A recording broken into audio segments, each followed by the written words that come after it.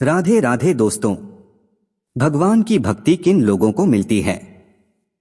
इस संसार में हर कोई भगवान को पाना चाहता है, पर भगवान हर किसी को नहीं मिलते। मंदिरों में भीड़ है, तीर्थों में शोर है, पूजा में दिखावा है और भक्ति में सौदेबाजी। कोई कहता है मैं रोज पूजा करता हूँ, फिर भी भगवान मेरी नहीं सुनते। कोई कहता है मैं इतना अच्छा इंसान हूँ, फिर भी मुझे भगवान कष्ट क्यों देते हैं? इस सत्य को समझाने वाली यह कथा है एक राजा, एक भिखारी और एक अदृश्य भगवान की।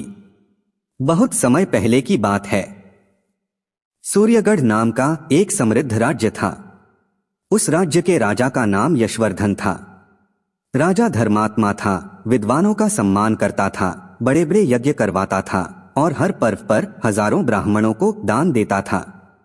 लोग कहते थे ऐसा धार्मिक राजा हमने कभी नहीं देखा था। लेकिन राजा यशवर्धन के मन में एक पीड़ा थी। उसे लगता था कि मैं सब कुछ कर रहा हूं, फिर भी मुझे भगवान की अनुभूति क्यों नहीं होती। एक दिन उसने अपने राजगुरु से पूछा, गुरुदेव, मैं जीवन भर धर्म करता रहा, फिर भी मुझे भगवान क्यों नहीं दिखते? गुरु मुस्कुराए और बोले, राजन, भगवान को देखने की इच्छा भी अहंकार से भरी हो सकती है। राजा को यह उत्तर समझ नहीं आया। राजा ने निश्चय किया कि वह स्वयं उत्तर खोजेगा। उसने साधु संतों से मिलने का निर्णय लिया। वह हिमालय गया, वनों में तपस्वियों से मिला, तीर्थों में महीनों से रहा। हर साधु से वही प्रश्न की, भगवान की भक्ति किसे मिलती है? किसी ने कहा जो कठोर तप करता है, किसी ने कहा जो ज्ञानवान होता है, किसी ने कहा जो संन्यास ले लेता है। ये सभी सुनकर राजा भ्रमित हो गया। एक दिन राजा एक छोटे से गांव में पहुंचा। वहां एक टूटी सी झोपड़ी के बाहर एक वृद्ध भिखारी बैठा था। उसके चेहरे पर अजीब सी शांति थी। राजा ने सहज ही उससे पूछा, बाबा, तुम क्या करते हो? भिखारी बोला, कुछ नहीं, जो भगवान देते हैं स्वीकार करता हूं। राजा ने फिर पूछा, क्या तुम भगवान की भक्ति करते हो? भिखारी हंसा, यदि सांस लेना भक्ति है तो हाँ, यदि कष्ट सहना भक्ति है तो हाँ, यदि हर हाल में ईश्वर पर भरोसा रखना भक्ति है तो हाँ। राजा चौंक गया। राजा ने कहा, मैं राजा हूँ, मैंने हजारों मंदिर बनवाए हैं, फिर भी मुझे शांति नहीं। और तुम भिखारी होकर इतने शांत कैसे हो? भिखारी ने धीरे से कहा, क्योंकि महाराज, आपने भगवान को पाने की कोशिश की है और मैंने खुद को खो दिया है। राजा भौंचक्का रह गया। भिखारी आगे बोला, भगवान की भक्ति उन्हें नहीं मिलती जो भगवान को अपनी इच्छा पूरी करने का साधन बनाते हैं, बल्कि उन्हें मिलती है जो अपनी इच्छाओं को भगवान के चरणों में छोड़ देते हैं। भिखारी ने कहा, राजा, आप कहते हैं मैंने इतना किया, यहीं से दूरी शुरू होती है। भक्त कहता है मैं कुछ भी नहीं हूं, सब आप ही हैं।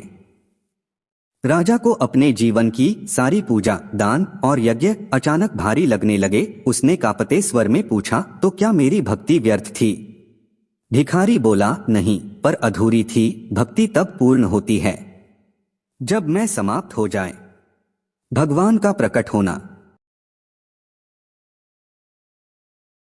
उसी क्षण आकाश में बादल गरजे, एक दिव्य प्रकाश प्रकट हुआ। स्वयं भगवान बोले, राजा यशवर्धन, भक्ति तुम्हारे कर्मों में नहीं, तुम्हारे भाव में होती है।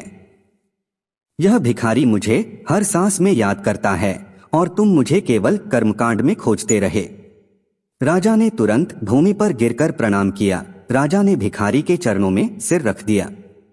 उसने कहा, आज समझ आया भगवान की भक्ति किन लोगों को मिलती है।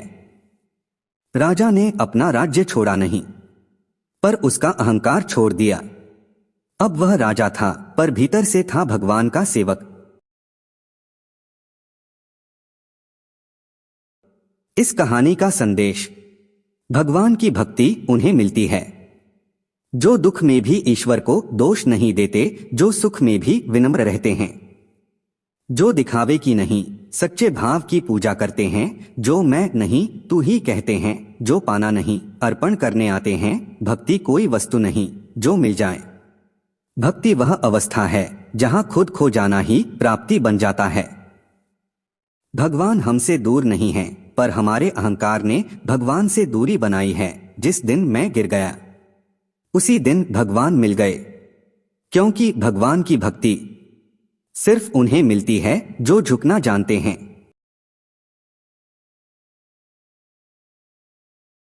तो मित्रों, भगवान की भक्ति की कहानी आपको कैसी लगी हमें कमेंट बॉक्स में लिखकर जरूर बताइए। और अगर आप हमारे चैनल पर नए हो तो चैनल को सब्सक्राइब अवश्य कर ले और वीडियो को अपने दोस्तों व परिवार वालों को भी जरूर शेयर करें। और आज की हमारी यह वीडियो देखने के लिए आपका दिल से बहुत बहुत धन्यवाद। बोलो जय श्री कृष्ण, राधे राधे।